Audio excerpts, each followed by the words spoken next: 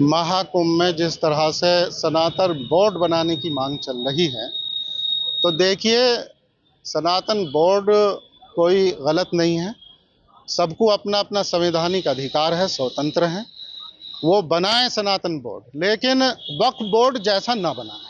जैसे वक्फ बोर्ड बना, इन्होंने जुल्म किया, अत्याचार किया और गरीबों की, यतीमों की, मिस्किनों के हुकूक सब बेच दिए, डांके डाले। तो ऐसा ना बनाएं।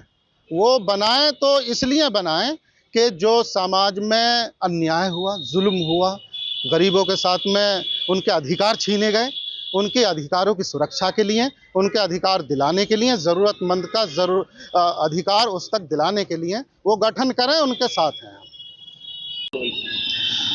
वक्फ अमेंडमेंट बिल सन 2024 जो चल रहा है, अभी तक विचाराधीन है और इसमें 2025 में अब ये बजट सत्र में रखा जाएगा।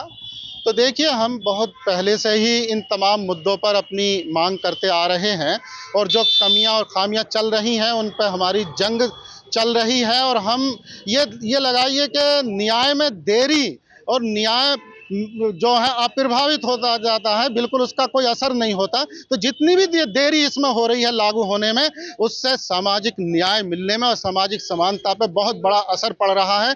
केंद्र सरकार ने, मोदी जी की सरकार ने ये बेड़ा उठाया न्याय दिलाने का, तो इसमें जल्द से जल्द हम पूरे समाज से, विपक्ष से भी हम यही अपील करते हैं कि इसमें सहयोग करके सामाजिक न्याय की लड़ाई में, समानता की न्याय के लिए इस कानून को जल्द से जल्द पास करा दें। जो रोड़ा अटका रहे हैं, हमारी अपील उनसे भी और निवेदन भी है कि इनका ख्याल रखें। जिनके अधिकार छिन रहे हैं, जो तड़प रहे हैं लोग, उनके अधिकार उन्हें जल्द से जल्द मिल जाएं जरूरतमंदों।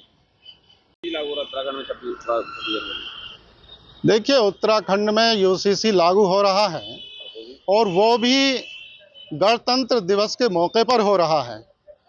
असल में जो गणतंत्र दिवस है वो कानून लागू करने का ही दिन है और इस दिन से ऐसा आगाज़ किया जा रहा है। जो कानून 1950 में बना, उसमें कुछ कमियां ऐसी रह गईं कि समाज में रहने वाले सभी नागरिकों को बराबर अधिकार नहीं मिल पाए और ना ही सामाजिक न्याय हुआ और ना ही सामाजिक समानता के साथ जीने का अवसर मिला।